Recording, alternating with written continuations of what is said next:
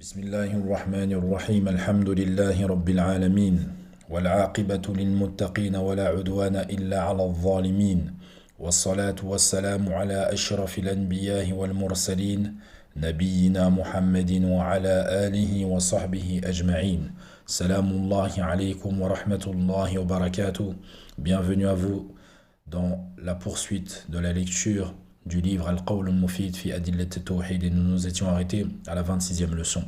Cheikh al-Wasabi rahimahullah nous présente 7 avis de 7 grands savants, et il nous dit 7 savants ont fait l'éloge du livre Al-Qawl al-Mufid fi Adillat al-Tawhid, et tous ont approuvé le Tawhid al-Mutaba'a, aucun d'eux ne l'a renié. L'un d'entre eux l'a même soutenu dans ses compliments. Il s'agit de Cheikh al-Ahmad ibn Ahmed al-Salama rahimahullah. Et lorsque j'ai vu la façon dont les adeptes de l'esprit de parti, c'est-à-dire les hizbiyin, se détournaient du Tawhid al-Mutaba'a, il dit, Cheikh al-Wasabi nous dit, rahimahullah, j'ai questionné Cheikh Muqbil ibn Hadi al-Wadi'i, rahimahullah, à son sujet. Il l'a alors soutenu et il a dit, affirme-le et ne fais pas attention à eux, c'est-à-dire affirme al-Tawhid al-Mutaba'a. Puis il dit, j'ai questionné Cheikh Nasir al-Din al-Albani, rahimahullah, à son sujet. Lorsque je l'ai rencontré, il l'a alors soutenu et il a dit qu'il était parmi ceux qui y appelaient également.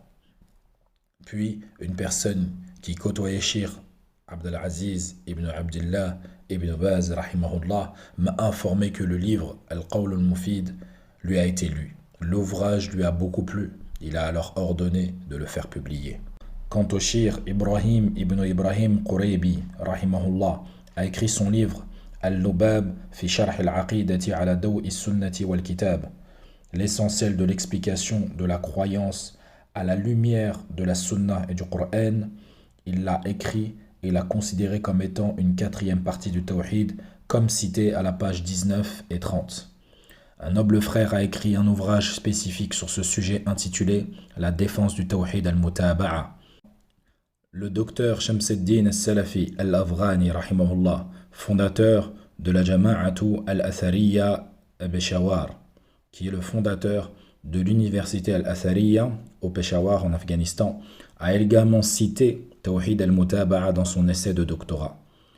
Il l'a intitulé Juhud al-Ulama'i al-Hanafiyya fi ibtali aqaid al-Quburiyya, l'effort des savants hanafites dans l'annihilation de la croyance des adorateurs des tombes. Dans la partie numéro 1, page 104 à 106, en préparation à l'université islamique de Médine, ce sujet a été débattu la nuit du mardi 20 Dhul Qa'da, 12e mois, en 1414 Hijri. Cheikh Abdelaziz ibn Abdillah ibn Baz, rahimahullah, a répondu à une question concernant les différentes parties du Tawhid. Voici sa réponse. Ceci est pris de l'examen minutieux des versets et hadiths. Le Tawhid, Al-Uluhiyya, Wal-Rububiyya, Wal-Asma'i wa Sifat, il est pris à travers un examen minutieux des versets et hadiths. Et cette subdivision leur est apparue. Et certains ont ajouté une quatrième catégorie, qui est le Tawhid al-Mutaba'a. Tout cela par l'examen minutieux des versets et hadiths. Celui qui médite le Coran, y trouvera sans aucun doute des versets ordonnant de vouer un culte sincère à Allah seul. Et c'est cela le Tawhid al-Uluhiyya, l'unicité dans l'adoration. Et il y trouvera des versets montrant qu'Allah est le Créateur, celui qui pourvoit à la subsistance et gère les ordres. Et c'est cela le Tawhid al-Rububiyya, l'unicité dans la Seigneurie. Qu'ont reconnu les polythéistes sans pour autant que cela ne les fasse entrer dans l'islam. Car oui, les polythéistes reconnaissaient la Seigneurie d'Allah, ou en tout cas reconnaissaient certains traits de la Seigneurie d'Allah, mais ça ne les a pas pour autant permis d'entrer en islam. Celui qui lit le Coran y trouvera aussi d'autres versets indiquant qu'il possède les noms magnifiques et les attributs de perfection, et qu'il n'a pas de semblable ni d'égal, Allahu tabaraka wa ta'ala. Et ceci est le Tawhid fil asma'i wa sifat, l'unicité des noms et attributs. Qu'ont renié les innovateurs parmi les Jahmiyya, les Mu'tazila et les Mushabiha, et ceux qui ont emprunté leur voie. Et il y trouvera également des versets prouvant l'obligation de suivre le prophète sallallahu alayhi wa sallam et de rejeter ce qui contredit sa législation, Et c'est cela le tawhid al-mutaba'a. Cette subdivision du tawhid a été déduite à partir de l'examen minutieux et méthodique des versets et des hadiths, parmi lesquels on trouve la parole d'Allah Azza wa Jal, Iyyaka na'budu wa iyyaka nasta'in. C'est toi seul que nous adorons et c'est toi seul que nous implorons le secours, dont nous implorons le secours. Ceci est un travail minutieux qui nous a été mâché, facilité par les gens de science, qui ont consacré leur vie, leur existence à cela, à nous expliquer à nous, car combien d'entre nous, nous lisons le Coran et nous n'en comprenons pas du tout le sens. Ce tawhid, si il ne nous l'avait pas expliqué, aujourd'hui, 1400 ans après la révélation, combien d'entre nous n'auraient jamais connu cette science et n'auraient jamais connu leur Seigneur véritablement? Combien de musulmans aujourd'hui lisent le Coran quotidiennement, journalièrement, et n'en comprennent pas le sens? Allahu musta'an. Et Shir Ibn Baz nous donne plusieurs versets sur la preuve du tawhid al-uluhiyya. Et il nous dit Ya ayyuhan nas, u'budu rabbakum alladhi khalaqakum walladhina min qablikum la'allakum tattaqun. Ô vous les gens, adorez votre Seigneur qui vous a créé vous et ceux qui vous ont précédés. Ainsi atteindriez-vous la piété. Il nous dit également, Allah Azza wa Jal, wa ilahukum ilahun wahid, la ilaha illa huwa, ar-Rahmanur Rahim. Et votre divinité, celui que vous adorez, est une divinité unique. Pas de divinité digne d'adoration à part lui. Le tout miséricordieux, le très miséricordieux. Allah Azza wa Jal nous dit également Shahida Allahu annahu la ilaha illa huwa wal malaikatu wa ulul ilmi qa'iman bil qist. La ilaha illa huwa al azizul hakim. Allah atteste, ainsi que les anges et les doués de science, qu'il n'y a de divinité digne d'adoration à part lui, le mainteneur de la justice, point de divinité digne d'adoration à part lui, le puissant, le sage. Allah Azza wa Jal nous dit également وَمَا خَلَقْتُ الْجِنَّ وَالْإِنسَ إِلَّا لِيَعْبُدُونَ مَا أُرِيدُ مِنْهُمْ مِنْ رِزْقٍ وَمَا أُرِيدُ أَنْ يُطْعِمُونَ إِنَّ اللَّهَ هُوَ الرَّزَّاقُ ذُو الْقُوَّةِ الْمَتِينَ. Je n'ai créé les djinns et les hommes que pour qu'ils m'adorent. Je ne cherche pas d'eux une subsistance et je ne veux pas qu'ils me nourrissent. En vérité, c'est Allah qui est le grand pourvoyeur, le détenteur de la force inébranlable. Il dit également Allah tabaraka wa ta'ala Inna rabbakumullahu alladhi khalaqa as-samawati wal arda fi sittati ayyamin thumma istawa 'ala al-'arsh yughshi al-layla an-nahara yatlubuhu hathithan wash-shamsa wal-qamara wan-nujuma musakhkharatin bi amrihi ala lahu al-khalqu wal-amr tabarakallahu rabbul 'alamin.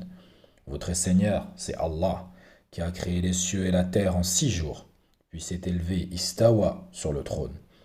Il couvre le jour de la nuit qui poursuit celui-ci sans arrêt.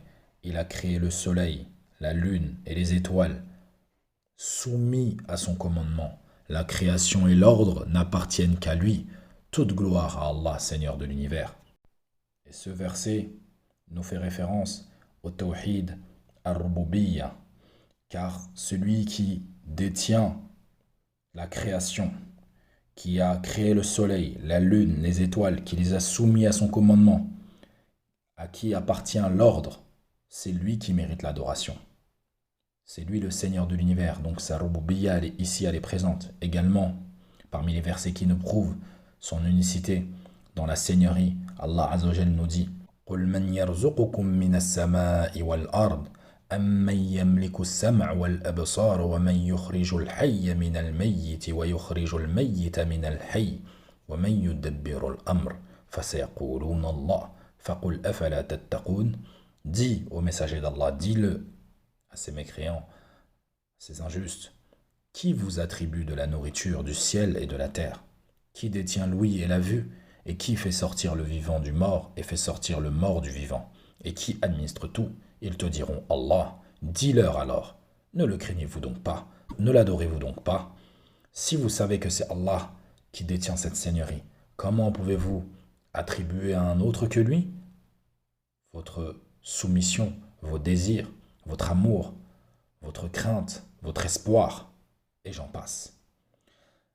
Allah Azza wa Jalla nous dit, concernant ses noms et ses attributs, Laysa kamithlihi shay'un wa huwa as-sami'ul basir. Et ça, on en a parlé et on continuera d'en parler, bi'idhnillahi ta'ala. Il n'y a rien qui lui ressemble, et c'est lui l'audient, le clairvoyant. Rien ne lui ressemble. Les noms que tu entends d'Allah, c'est pour que tu puisses comprendre qui est ton Seigneur, et que dans ton cœur, il y ait une réaction, car quand tu entends qu'Allah Azza wa Jal, il est As-Sami' et qu'il est Al-Basir, tu sais qu'il t'entend, qu'il est l'audient, qu'il est le clairvoyant, cela te poussera à éviter de dire des mauvaises choses, car tu sais qu'Allah les entend. Il est clairvoyant, ça te poussera à ne pas commettre des péchés, même lorsque tu penses être seul, car tu sais qu'Allah Azza wa Jal te voit.